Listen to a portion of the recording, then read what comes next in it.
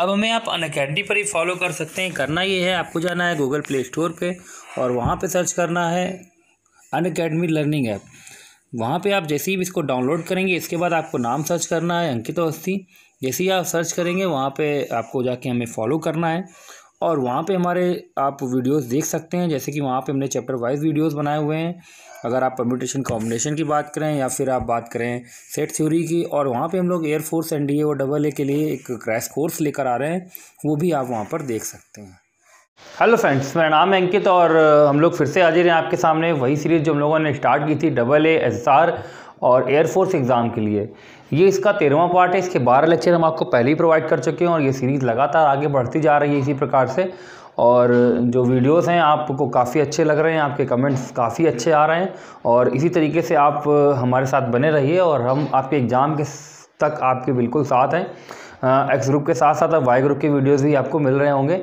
ठीक है, तो अब चलते हैं हम लोग क्वेश्चन देखते हैं आज। जो फिर से जो हम लोग 8 क्वेश्चन डिस्कस करते हैं, उस पर जो क्वेश्चन 4 इस बार हम सीरीज पे लेकर आए हैं, उसको हम लोग देखते हैं किस तरीके से करना है। तो देखिए, अगर क्वेश्चन हम आपके फिर से 4 क्वेश्चन से ऑप्शन सारे दिए हुए हैं आपको, और आपको बताना है कि इसमें से कौन सा आंसर जो है इस क्वेश्चन का बिल्कुल करेक्ट आंसर होगा। तो अगर हम लोग यहाँ पे देखें तो क्वेश्चन नंबर 4, यानी कि जो सबसे स्टार्टिंग से हम कहाँ से स्टार्ट करते हैं, क्वेश्चन नंबर 4 से स्टार्ट करते हैं। तो क्वेश्चन नंबर 4 आप देख सकते हैं, A = एक मैट्रिक्स दी हुई है, एक मैट्रिक्स आपको B = दी हुई है और एक मैट्रिक्स आपको दी है C = तो आपको बताना है कि 5A - 3B + 2C की वैल्यू क्या होगी और आंसर मैट्रिक्स में गिवन है। तो देखिए, आपको क्या करना है, 5A निकालना है, 3B निकालना है और + 2C निकालना है। तो देखिए, हम लोग को क्या करना है, कहीं ना कहीं हमें हर एक एलिमेंट, इसमें 5 से मल्टीप्लिकेशन करना पड़ेगा, इसमें 3 से करना पड़ेगा और इसमें कितने से करना पड़ेगा, 2 से। इसके बाद हमें आंसर मिलेगा। तो हम लोग क्या करते हैं, हर एक एलिमेंट, क्योंकि हमें मैट्रिक्स से पता है कि जब मैट्रिक्स में किसी नंबर से मल्टीप्लिकेशन होता है तो वो हर एक एलिमेंट में होता है, जबकि डिटरमिनेंट में अगर किसी मल्टीप्लिकेशन करते हैं तो वो किसी पर्टिकुलर रो या एक पर्टिकुलर किसी एक कॉलम में होता है। बल्कि मैट्रिक्स में ये केस बिल्कुल अलग होता है। मैट्रिक्स से मल्टीप्लिकेशन किसी नंबर से अगर हम करते हैं तो वो हर एक एलिमेंट में होता है। तो अगर हम 5 से मल्टीप्लाई इसमें करेंगे तो इसमें 5 से मल्टीप्लाई होगा, यानी कि पहला एलिमेंट जो है ये 5 होगा, और इसमें जब 3 से मल्टीप्लाई करेंगे तो ये -3 हो जाएगा, और इसमें जब कम माइनस करेंगे तो आप प्लस हो जाएगा। तो 5 + 3 8 आएगा। ठीक है, और क्योंकि यहाँ पे ये 0 है तो ऐड करने पर 0 ही रहेगा, यानी कि पहला एलिमेंट जो है जो आएगा इस जगह पे वो 8 आएगा। तो 8 देखिए किस ऑप्शन में है, इन 3 ऑप्शन में आपको 8 मिल रहा है। तो मतलब आंसर हमारा C कभी नहीं हो सकता, क्योंकि उसमें -8 लगा हुआ है। ठीक है, इसी तरीके से हम लोग ये वाला एलिमेंट मैच कराते हैं। तो ये 5 से मल्टीप्लिकेशन किया तो ये आपका -10 आएगा, ये वाला।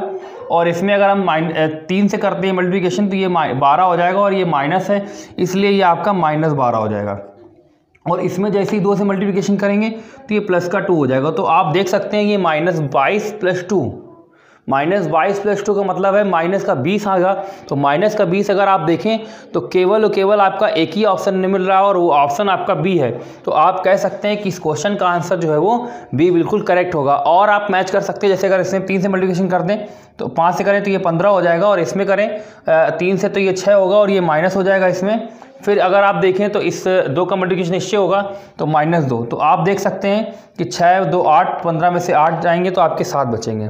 तो आंसर आपका जो B है वो इस क्वेश्चन का बिल्कुल राइट आंसर होगा।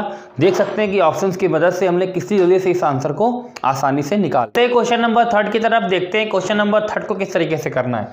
क्वेश्चन नंबर 3 आप देख सकते हैं, लिखा हुआ है कि if y = tan 1 sec x - 10x, तब आपको ये बताना है कि dy/dx का मान क्या होगा। ऑप्शंस आप देख सकते हैं आपके सामने हैं, 2 -2 1/2 और -1/2। इसमें से कोई एक आंसर आपका करेक्ट होगा। आपको बताना है कि आंसर ये कौन सा होगा। तो देखिए, काफ़ी इंपॉर्टेंट क्वेश्चन है, ये पूछा भी गया है कई बार। तो कैसे करना है हम लोग देखते हैं यहाँ पे। तो देखिए, इस sec x को हम लिख सकते हैं 1/cos x, और 10x को लिख सकते हैं sin x / cos x।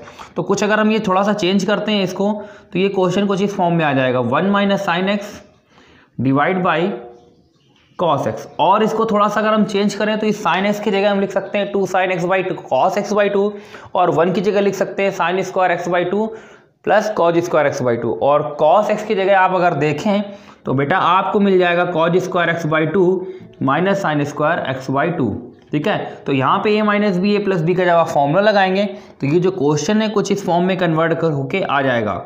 किस फॉर्म में आएगा देखिएगा, ये आ जाएगा आपका cos x / 2 + sin x / 2 upon में आ जाएगा आपका cos x by two minus sine x by to. Okay, और जब हम इसको हम यहाँ पे जैसे ही cos x by two common लेंगे तो ये कुछ मिला के कुल ऐसा बन जाएगा tan inverse tan pi by 4 plus X by to. और आप जैसे ही इस 10 को 10 से कैंसिल करेंगे y is equal to pi by 4 plus X by two आ जाएगा। और पाई बाई 4 एक कांस्टेंट है, कांस्टेंट का डिफरेंशिएट आप 0 लिख देते हैं, और x बाई टू का जो डिफरेंशिएट है बेटा वो 1 बाई 2 हो जाएगा, क्योंकि x का आपका 1 हो जाएगा और 1 बाई 2 कांस्टेंट के रूप में बाहर आ जाएगा। तो हम इस तरीके से ये बोल सकते हैं कि इस क्वेश्चन का जो आंसर है वो आपका क्या बन जाएगा। एक चीज़ और याद रखिएगा आप, यहाँ पे देखिए ऊपर माइनस था, तो माइनस होने के कारण क्योंकि यहाँ पे जो होल स्क्वायर आपका ऊपर बनेगा वो माइनस का ही बनेगा, तो यहाँ पे माइनस आएगा तो माइनस का एक टर्म कैंसिल होगा तो नीचे प्लस आएगा।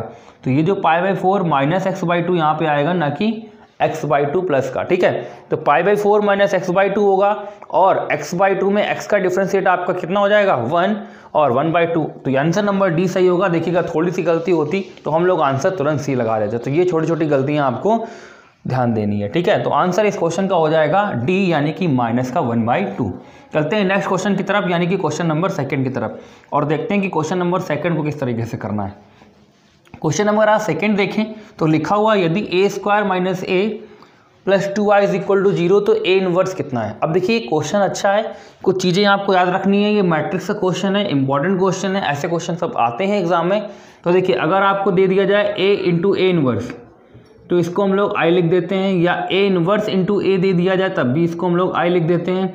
और आइडेंटिटी मैट्रिक्स का अगर किसी मैट्रिक्स से मल्टीप्लिकेशन किया जाता है तो आपको एक वही मैट्रिक्स जो पहले थी वही मिल जाएगी। ठीक है ना, तो हम लोग क्या करेंगे, हमें ए इनवर्स निकालना है तो हम लोग पूरे में मैट्रिक्स में ए इनवर्स से मल्टीप्लिकेशन कर देंगे। जैसे ही आप ऐसा करेंगे तो यहाँ पे ए स्क्वायर इंटू ए इनवर्स होगा तो आपका केवल ए बचेगा, ए इंटू ए इनवर्स होगा तो आपका आई मिल जाएगा। क्लियर है ना, और i इंटू ए इनवर्स होगा, हमने बताया था i का किसी मैट्रिक्स से मल्टीप्लिकेशन करते हैं तो वही मैट्रिक्स मिल जाती है। तो यहाँ आपका आ जाएगा 2a इनवर्स, i के साथ मल्टीप्लिकेशन a इनवर्स ही रहेगा, और इज इक्वल टू 0। तो आप अगर 2a इनवर्स निकालेंगे यहाँ से तो i उधर जाएगा तो प्लस का हो जाएगा, और ये a आपका सब्ट्रैक्ट होके माइनस हो जाएगा। ठीक है, तो a इनवर्स निकालें अगर हम यहाँ से तो आपको मिल जाएगा i माइनस ए बाई 2, और आप देख सकते हैं कि i माइनस ए बाई 2 जो है वो आपको ऑप्शन नंबर बी में दिया है। तो क्वेश्चन नंबर जो हमारा सेकेंड था उसका आंसर सेकेंड यानी कि बी हो जाएगा। ओके, चलते हैं नेक्स्ट क्वेश्चन की तरफ, यानी कि क्वेश्चन नंबर फर्स्ट की तरफ, और देखते हैं कि फर्स्ट क्वेश्चन हमको कैसे सॉल्व करना है। तो क्वेश्चन नंबर आप फर्स्ट देखें तो लिखा हुआ है कि sine theta is equal to, अगर कॉज स्क्वायर थीटा है तो आपको ये बताना है कि कॉज स्क्वायर थीटा ब्रैकेट में 1 प्लस कॉज स्क्वायर थीटा की वैल्यू क्या होगी। तो देखिए किस तरीके से इसको करना है हमें। अच्छा क्वेश्चन है, कैसे करेंगे हम लोग देखते हैं। देखिए अगर हम साइन थीटा की जगह कॉज स्क्वायर थीटा लिख सकते हैं तो हम लोग इसको अगर मल्टीप्लिकेशन अंदर करते हैं तो देखिए क्या मिलेगा आपको मल्टीप्लिकेशन करने में बेटा मिलेगा कॉज स्क्वायर थीटा प्लस आपको मिलेगा कॉस की पावर 4 थीटा मिलेगा ना। और हमें ये पता है कि sine theta cause square theta की जगह मैं साइन स्क्वायर थीटा लिख सकता हूँ, यानी कि साइन थीटा लिख सकते हैं। तो यहाँ पे बेटा अगर कॉज स्क्वायर थीटा, और इसको हम लिख सकते हैं कॉज स्क्वायर थीटा का होल स्क्वायर, और कॉज स्क्वायर थीटा की वैल्यू हम यहाँ पे लिख सकते हैं साइन थीटा।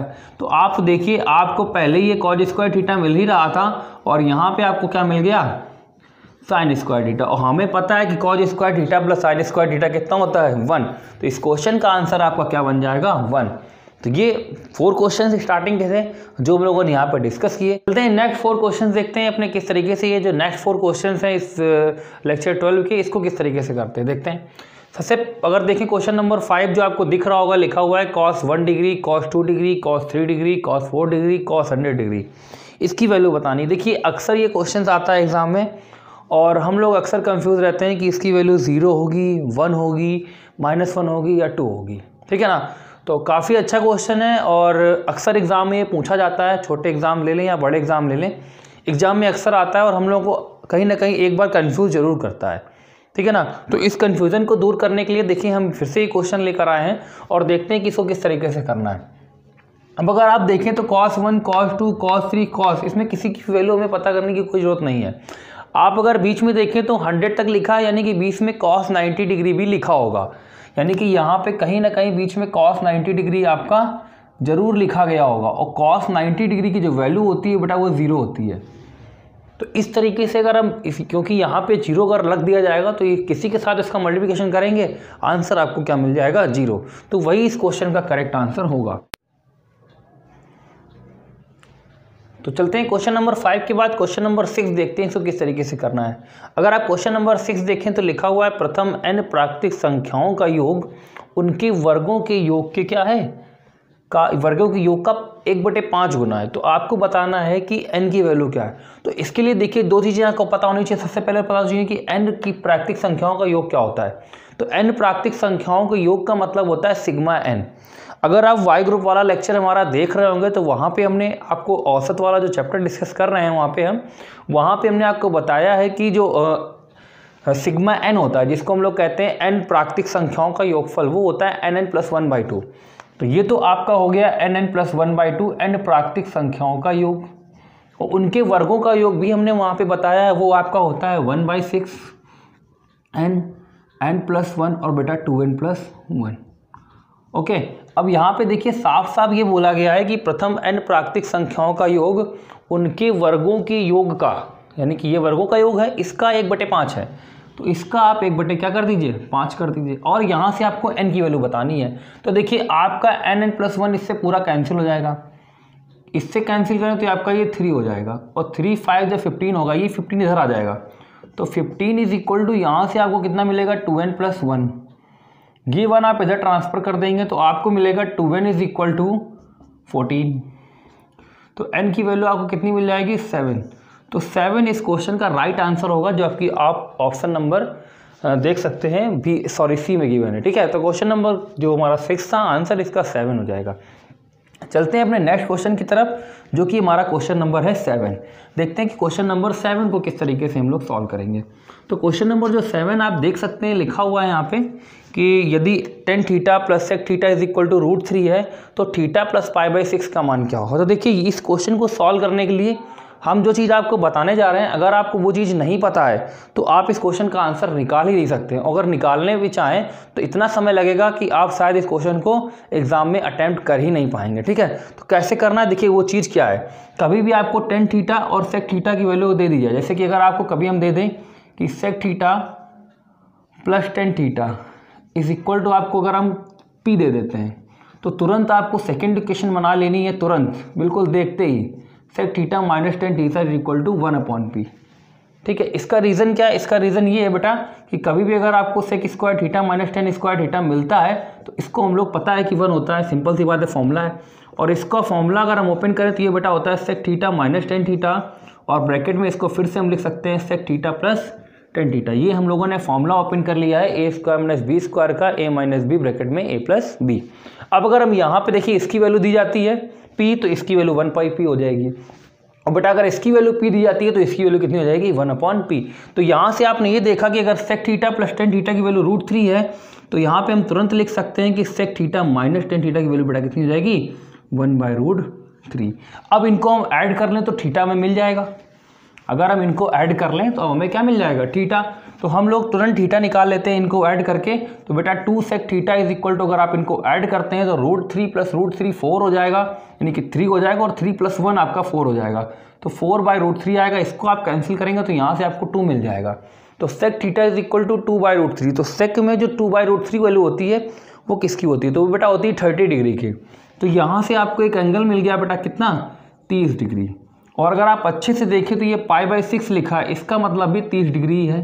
तो आपको θ + π/6 की वैल्यू बतानी है। तो थीटा भी आपका कितना आ गया 30। तो 30 और 30 बेटा कितना हुआ 60 डिग्री। कितना हो गया 60 डिग्री। अगर आप 60 डिग्री देखें तो 60 डिग्री यानी कि आपका आंसर होगा π/3, क्योंकि 60 डिग्री को हम लोग π/3 लिख सकते हैं। तो π/3 इस क्वेश्चन का करेक्ट आंसर होगा। आप देख सकते हैं ऑप्शन नंबर वो ए है। चलते हैं नेक्स्ट क्वेश्चन, क्वेश्चन नंबर 8, जो कि लास्ट क्वेश्चन है इस लेक्चर का। देखते हैं इसको किस तरीके से करना है हमें। तो क्वेश्चन नंबर देखिए, अगर आप 8 जो दिया हुआ है यहाँ पे लिखा हुआ है कि mod of a cross b का square plus a dot b का स्क्वायर इज इक्वल टू 676। तो तो आपको ये बताना है कि इसमें से जो मॉड बी की वैल्यू दी गई है ऑलरेडी 2, तो मॉड ऑफ वेक्टर ए की वैल्यू कितनी होगी। तो देखिए काफ़ी अच्छा क्वेश्चन है और एग्जाम में पूछा जा सकता है आपसे, क्योंकि ये क्वेश्चन जो है वो एनडीए में भी पूछा गया है और AA के एग्जाम में भी ये क्वेश्चन आया हुआ है। तो क्वेश्चंस इस तरीके के जो हैं आपके AA में भी आ सकते हैं और SSR का एग्ज़ाम वैसे भी थोड़ा सा अब टफ होने लगा है, ठीक है ना। तो उसमें भी ये क्वेश्चंस आने की संभावना है और एयरफोर्स में तो आ ही सकता है, तो आप ज़रूर इस क्वेश्चन को अच्छे से समझें। तो यहाँ पे सबसे पहली चीज़ समझिए, यहाँ पे क्रॉस और डॉट दोनों चीज़ों का यूज है। तो हमें सबसे पहले तो क्रॉस और डॉट में रिलेशन पता होना चाहिए। तो क्रॉस और डॉट का जो रिलेशन होता है बेटा वो होता है mod of A cross B का square plus A dot B का स्क्वायर इज इक्वल टू बेटा होता है मॉड ऑफ वेक्टर A का स्क्वायर और मॉड ऑफ वेक्टर B का स्क्वायर। बिल्कुल नोट कर लीजिए, इंपॉर्टेंट रिलेशन है between dot and cross, okay ना। तो देखिए अब यहाँ पे इसकी वैल्यू 676 दी हुई है और बाकी सारी चीज़ें वही हैं, तो हम ये बोल सकते हैं कि मॉड ऑफ A का स्क्वायर और मॉड ऑफ B का स्क्वायर आपका 676 होगा। तो मॉड ऑफ अगर B की वैल्यू देखें तो बेटा आपको 2 दी गई है, 2 का स्क्वायर यहाँ रख देंगे 2, तो यहाँ आ जाएगा मॉड ऑफ A का स्क्वायर और ये आ जाएगा आपका 4 इज इक्वल टू 676। इसको अगर हम कैंसिल करें तो बेटा 15 चौको यानी कि आप देखें तो 16 चौको 64 हो जाएगा और यहाँ पे देखें अगर आप तो आपका बचेगा कितना 3 और ये 36 हो जाएगा। 36 को डिवाइड करेंगे तो 169 आएगा और 169 का अगर आप स्क्वायर रूट लेते हैं तो बेटा आपको 13 मिलेगा। तो आप कह सकते हैं कि मॉड ऑफ वेक्टर जो A है उसकी वैल्यू आपकी कितनी हो जाएगी 13। तो ये हमारा जो इस वीडियो का यानी कि जो लेक्चर हमारा 13 था, आपको कैसा लगा ज़रूर कमेंट सेक्शन में बताएं। और अगर अभी आपने हमारे चैनल को सब्सक्राइब नहीं किया है, सब्सक्राइब करें, लाइक करें और वीडियो को ज़्यादा से ज़्यादा शेयर करें, ओके। तो बाकी मिलते हैं अपने नेक्स्ट वीडियो में।